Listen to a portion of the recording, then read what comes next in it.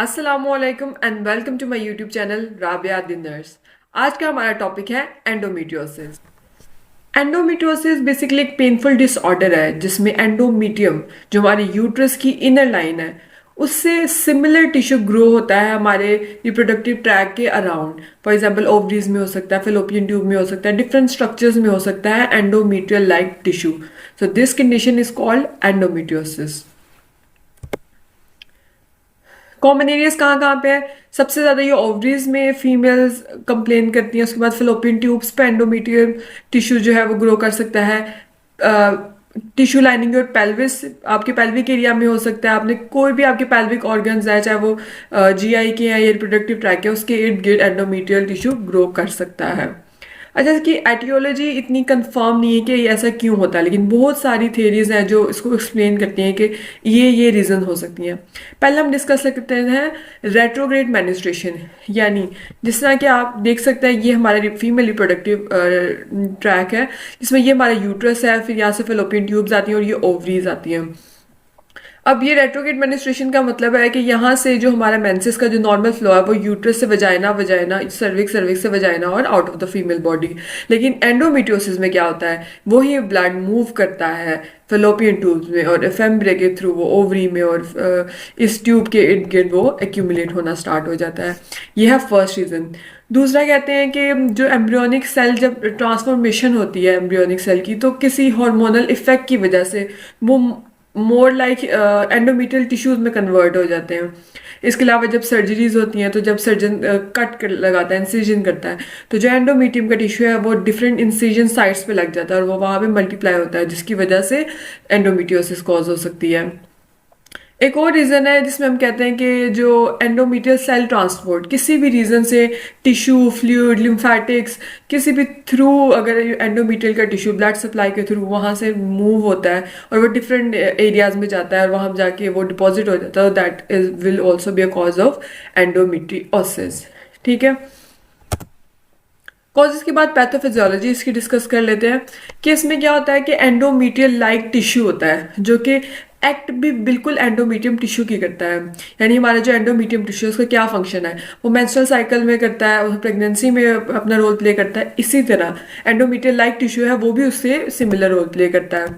जैसे जैसे hormonal effect आता है एस्ट्रोजन प्रोजेस्टेरॉन का ऑन एंडोमेट्रियम, इस एंडोमेट्रियल लाइक टिश्यू पर भी सेम रिस्पॉन्स आता है, वो भी ग्रो करता है, प्रोलिफरेट करता है, ब्लड वेसल्स इंक्रीज करता है।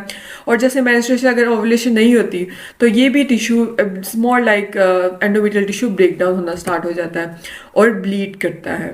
ठीक है, अब जो हमारे एंडोमेट्रियल एक्चुअल जो यूट्रस के एंडोमेट्रियल टिश्यू है उसको तो ब्लीडिंग का एक एग्जिट मिल जाता है जिसकी वजह से वो वजाइना से एक्सक्रीट आउट होके वो चीज़ प्रॉब्लमेटिक नहीं होती। लेकिन अब चूंकि ये एबनॉर्मेलिटी है एंडोमेट्रियोसिस में, कहीं और पे फेलोपियन ट्यूब पे लेट्स से वो टिश्यू ग्रो कर रहा है और वहाँ पे अगर ब्लीडिंग हो रही है तो वो ब्लड कहाँ पे जाएगा, वो ब्लड उधर ही ट्रैप हो जाएगा, उधर पे सिस्ट बन जाएंगी, इन्फेक्शंस हो जाएंगी, इन्फ्लेमेशंस हो जाएंगी, वहाँ पे इरिटेशन होगी, इरिटेशन की वजह से स्कार्स बन जाएंगे, वहाँ पे डिफरेंट कनेक्टिव टिश्यूज बनना शुरू हो जाएंगे, फिब्रिस टिश्यू बनना स्टार्ट हो जाएंगे, इम्यून रिस्पॉन्स स्टार्ट हो जाएगा, एक इन्फ्लेमेटरी रिस्पॉन्स स्टार्ट हो जाएगा।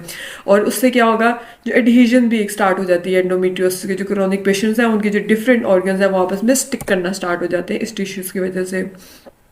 अच्छा, हमने ये देख लिया कि ये एक एबनॉर्मल सिचुएशन है जिसमें क्या हो रहा है, हमारे पास एंडोमेट्रियल लाइक टिश्यू डिपॉजिट हो रहा है अदर देन यूट्रस में। अब इसे क्लिनिकल मैनिफेस्टेशन देख लेते हैं।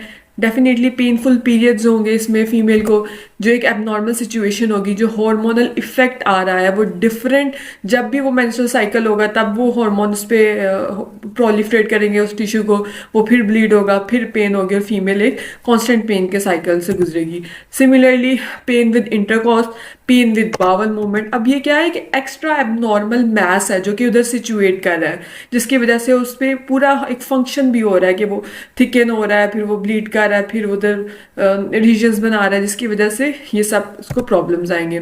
एक्सेसिव ब्लीडिंग्स होगी, इवन एंडोमेट्रियोसिस अगर स्वेयर फॉर्म में चल रहा है तो इससे इनफर्टिलिटी भी कॉज हो सकती है। ये इतने हैवी हो जाते हैं कि रिप्रोडक्टिव ट्रैक पे प्रॉब्लम्स होती हैं, ये प्रेशर देते हैं, जिससे बॉवल मूवमेंट पे साथ वाली नर्व्स जो है वो एक्टिव हो जाती हैं और वो क्या होती है, पेन इंडिकेट होता है उससे। ठीक है, इसके अलावा फटीग, डायरिया, कॉन्स्टिपेशन, ब्लॉटिंग, ये इसी वजह से क्योंकि उसका एरिया और साइड पे और एक नॉर्मल ग्रोथ है जिसकी वजह से ये सारे सिम्टम्स देखने को मिलते हैं। अच्छा, मेडिकल मैनेजमेंट जब भी आपने डिजीज की लिखनी है नर्सिंग पॉइंट ऑफ व्यू से भी, तो हमेशा सिम्टोमेटिक लिखनी है आपने, यानी हमने सबसे पहला वर्ड ही डेफिनेशन वर्ड है कि पेनफुल डिसऑर्डर है। पेनफुल डिसऑर्डर जिसमें एंडोमेट्रियल लाइक टिश्यू ग्रो होता है। तो पेनफुल के लिए अगर पेशेंट पेन में है तो उसको पेन रिलीविंग ड्रग्स हमने देने हैं। इन्फ्लेमेशन मैंने आपको बताया क्योंकि ब्रेकडाउन बहुत ज़्यादा हो रही है तो एंटी इन्फ्लेमेटरी ड्रग्स भी देने हैं।